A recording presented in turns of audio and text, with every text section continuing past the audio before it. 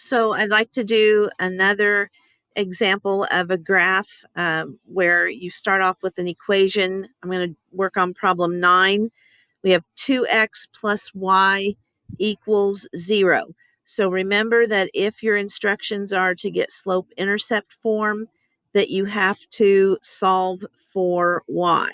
So always remember that we're going to get the y by itself. So the x is, that's 2x is on the same side as the y. I've got to get rid of that. So I'm going to minus 2x from both sides of the equal sign. And that will bring down so that I have a y equals. Now, 0 combined with anything just gives you that expression. So we have negative 2x. And it's possible that you might be asked to work with an equation that looks just like that. That you have y equals and you've got a number in front of the x, but you don't have anything at the end.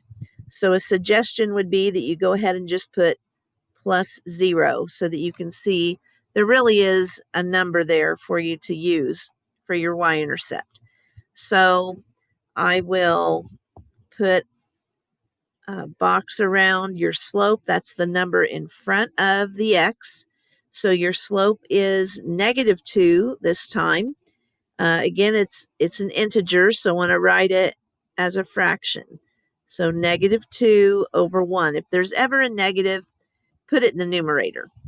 Your y-intercept is a 0. And so we'll have the ordered pair of 0, 0. And so that ordered pair is actually right where the x and the y axis meet.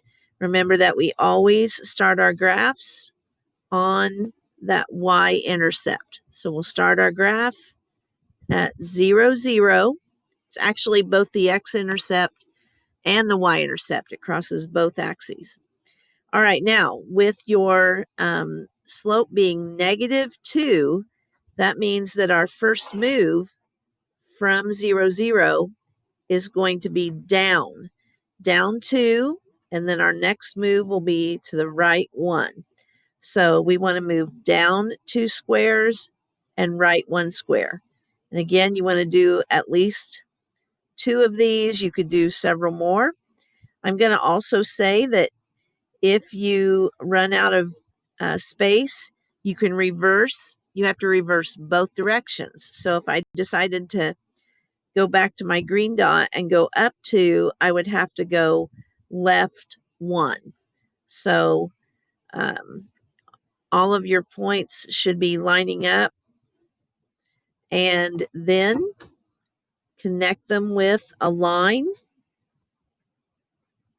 Put arrows on each end, and that's what that graph will look like. So again, if you're asked to do something that looks like this equation and there's no number at the end, put a plus 0, and that'll let you know what your y-intercept is.